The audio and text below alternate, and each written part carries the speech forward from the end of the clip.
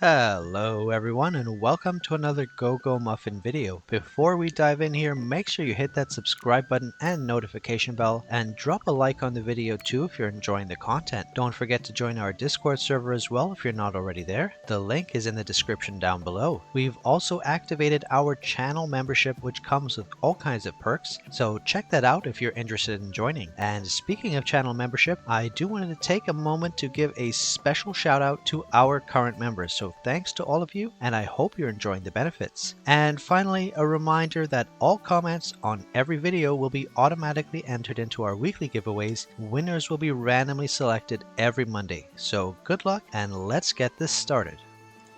So it is finally here. It's the one you've all been waiting for. That's right, welcome to the start of our Scholar Class Guide series, where we'll be starting with Class Change 0 Scholar and working our way up the class changes. Now, Scholar is an often misunderstood class and one that many consider to be the quote-unquote weakest DPS class. But personally, I think there's a lot more to the class than meets the eye, and I think that in later class changes they actually have essential party utility through how they deal their damage that literally can make or break some of the harder trial and Echoes of War fights. So don't sleep on Scholar. Now, a reminder that I don't personally main a Scholar, and tracking down reliable information has been actually quite a challenge.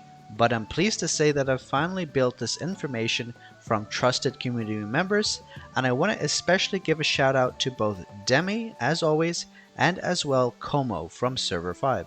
So thanks to both of you for your help, and now let's get this show on the road. So as always, we're going to start by taking a look at the core skill of the Class Change 0 Scholar. That core skill is Overwhelming Fireball. And let's take a read of how this skill works. So after a 2-second recite, deal fire damage equal to a large percentage of attack to the current target, so this is single target, and when landing a crit hit, restore 100% of the energy and reduce the reciting time of the next core skill by 60%. Okay, now this is very interesting. So we have a core skill here that is a recite skill, which means you recite for 2 seconds and then deal the damage.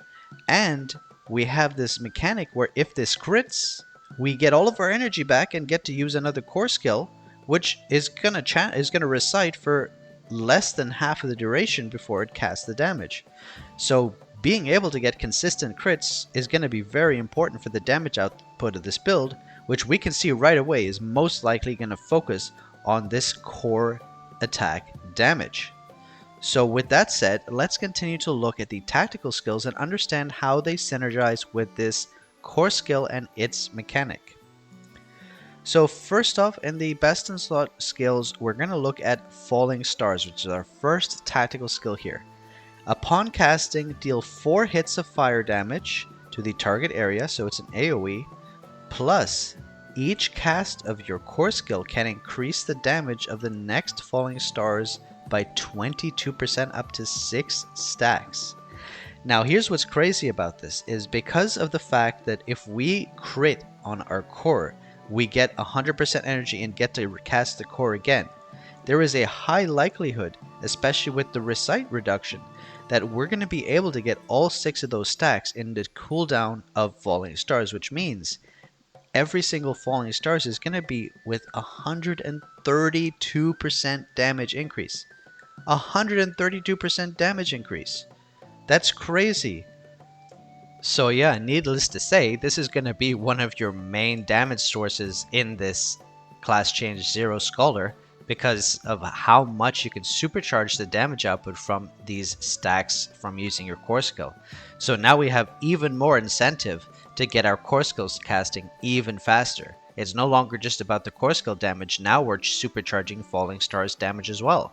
So let's continue seeing how else these tactical skills influence this mechanic. So next we have Arcane Overload. Upon casting, fully restore energy and increase the crit rate of the first damage of the next 4 core skills by 100% for 7 seconds. Oh wow, hold on a second. And increase skill damage by 18%. So now we just said that we want to get as many core skill casts as possible. We know that we get 100% energy refunded on a crit. And now we have an ability that not only restores energy fully, meaning one core skill use, it's guaranteeing a crit, two core skill uses, 3, 4. This is 5 guaranteed core skills. So already just by using this skill, you're pretty much guaranteeing that you're going to have your 6 core skill casts to get your 6 stacks of falling stars. So that's already epic. Even if you don't have extremely high crit rate, this guarantees at least 4 of them. So very, very nice skill here that directly synergizes into the build here and gives us guaranteed crits and increased skill damage and increased, like, that's really a really important skill. So very nice. As you can see here, the trend continues. Faster and faster core skill casts, not just for core skill damage, but also to supercharge falling stars damage. So now let's look at the third skill here, Arcane Nova. Upon casting, reduce the channel frequency or reciting time, which is what we have here, of the core skill to 0.5 seconds for 7 seconds. And increase skill damage by another 15%. So hold on. Now all of a sudden our recite time for the core skill has gone from 2 seconds to 60% reduced if you crit to now 0.5 seconds, which means that if you're getting crits and you have this skill active, then you're literally going to be rapid firing core skills out like a machine gun. So very, very, like, you know, these 3 skills are absolutely essential for your DPS output. That's very, very, like, almost like perfect synergy to have these 3 skills together to maximize the speed at which you cast your core skill to get even more damage out of your falling stars. Very, very cool class, and I can see the potential here. It's pretty epic. Now, one thing to note, if you are a scholar, you are going to have 3 additional tactical skills you need to know about, and that is your interrupt, your dispel, and your party-wide power-up. So let's look at those now. If you were going to swap one of your tactical skills for one of those, it would be Arcane Nova. So the 3 skills are number 1, Transformation Magic. So Transformation Magic is an interruption. This is all 3 of the DPS have an interrupt, and this is the interrupt for the mage. So when you interrupt, it's very important for some trials and some content where if you don't interrupt, the damage is going to kill the party. So if you're required to run interrupt, this is the skill you'll run over place of Arcane Nova. The next skill you have to know about is Purifying Thunder.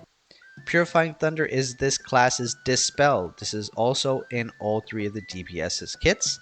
This dispels a buff from the targets, the enemies. Sometimes there's a boss that gets a buff that charges themselves up, and if they have that buff, they basically one-shot the tank and the party. So your job will be to dispel that buff when it shows up. If that's your responsibility, you'll run Purifying Thunder. And the final one is Fury Crystal, and Fury Crystal is a party-wide skill, which means when you cast this, your entire party gets the benefit of this attack and skill damage increase. And this is a significant party-wide buff. Now, all the DPS have a party-wide skill, but in my opinion, Fury Crystal is probably the best one. So if you are in a Dragon Bounty party, for example, and you want to supercharge your party's damage output, put Fury Crystal on. It'll be a slight downgrade to your own DPS at a massive increase to your party's DPS, which can result in getting more rewards from the dragon. So that is all the tactical skills you need to know of. Now let's take a look at the 5 passives and understand how they play into this concept which we've now established of having a rapid fire core attack that triggers higher damage for falling stars. So first up we have Spark Splash. When casting core skill, fire 7 sparks that deal fire damage equal to a percentage of attack to random targets, with each of them having a 60% chance to cause an explosion. So basically this is bonus damage. Every time you cast a core skill, you're going to deal AoE damage with a 60% chance to deal even more AoE damage. Sweet. You know, the core skill is a single target skill, so the more AoE damage we can get, the better, because that's going to supplement our damage in places like Waves of Horror and so on. So next up we have Giant Fireball, which is, in my opinion, a very cool skill. So after your core skill, Overwhelming Fireball, lands a crit, The next cast of your core will be a giant fireball, which increases its damage by almost 50%, plus every 4 core skill casts, the next core skill damage is guaranteed to be a crit hit, which is really great because as we know, when the core skill crits, we get a reduction in the recite time plus 100% energy refunded. So very, very nice synergy here with Giant Fireball, not only increasing the damage after a crit, but also guaranteeing a crit every 4 casts. So very, very nice and basically perfect synergy out of this passive. Next up, we have the other exclusive skill, which is highly flammable. Now, highly flammable, when your core skill will cause an explosion after dealing damage, dealing 70% of the triggered damage as fire damage to all surrounding targets, plus increases fire damage by 30%. So very simply, this just turns your core skill from a single target into an AoE, which is nice, as there are many instances where you'll be fighting multiple mobs and not just a single mob, so this will very much increase your overall damage in those situations. Next up, we have Epiphany. Every 8 hits of skill damage dealt with the same element as the core skill increase the next core skill damage by a large percentage. So basically, any of your other skills that deal damage, like here's Fire 7 Sparks, Falling Rain 4 hits, so these 2 skills on their own will already be enough to trigger this core skill damage increase basically. So that's how this works. Every 8 hits of skill damage, notice that this specifies skill damage and not any damage, otherwise basic attacks would also trigger this. But so this is basically going to trigger and give you more core skill damage whenever your other abilities deal damage in the fire element, which most of them do. And now we have the final passive, which is going to be Elemental Affinity.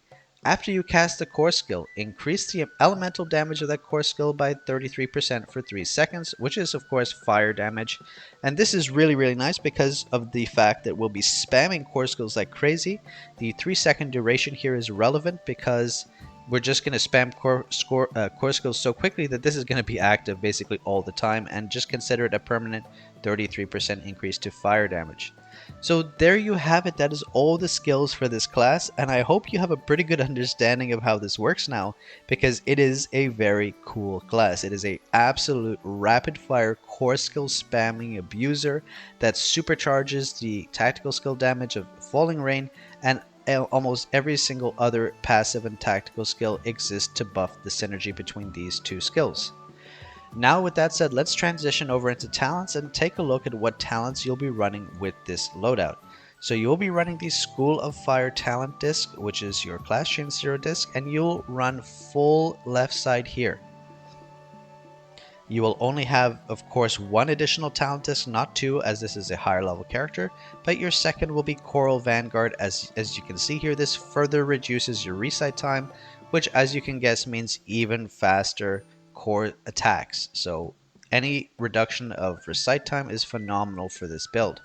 Now let's quickly read the 4 talents here to understand why we're going full left side. So first off, when casting Falling Stars for the first time in each battle, increase the fire damage all enemies take from you by 25% for 10 seconds.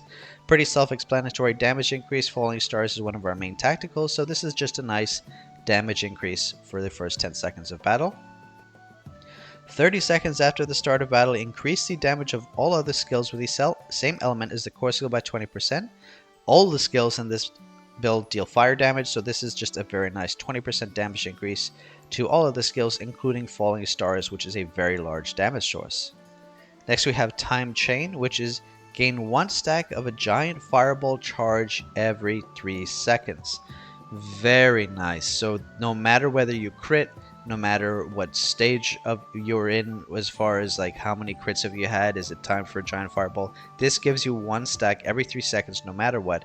Very nice increase to the stability of the damage output of this build. And finally we have Lava Overload. For the duration of Arcane Overload, further increase fire damage by 25%. So that's very, very nice. Even more fire damage increase. So overall, this is a very cool class. And the last 2 things we're going to take a look at in order to understand how to properly build this is going to be, of course, your stats and then which Mamon to run. So stats wise, you're going to want to keep your crit and determination as balanced as you can. You know, if you're a free to play player, if you can get to 20%, 20%, that's good. But ideally, 25% each, 30% each is a very nice target to aim for. Now, keep in mind that determination is quite hard to source in Class Change 0 because you have not that many sources of it. For example, you can't recast your gear to get determination. So the main source of determination will be, of course, through your Mamon moves. After you get your crit determination balance, then you would get your accuracy to the required accuracy to get 100% true accuracy on whatever dragon you're facing. And then after these three stats, you're going to pretty much equally prioritize haste, mastery, and attack. Haste, of course, you can see here does reduce the recite speed, recite time, which is going to be very useful, but not to the point that you're going to unnecessarily prioritize haste or the other two in a huge amount. So that's how you would approach the stats of this class. Then from Mamon, of course, like all of the DPS, you're going to be running Demon Hound as your main. Now, if you somehow don't have Demon Hound, you could arguably run Colt instead of Demon Hound for the time being if you have a Colt but not a Demon Hound. But for sure, Demon Hound is best in slot. As far as what special skills you'd be using, you'll be running Your Turn and Echo. This is the bread and butter DPS Mamon. And then for moves, as we've discussed, you'll be primarily using your moves as a source for determination and otherwise balancing your stats to the ideal targets. So yeah, there you have it. That is the Class Change 0 Scholar in a nutshell. Hopefully you found this guide helpful and you have a better understanding how this class works.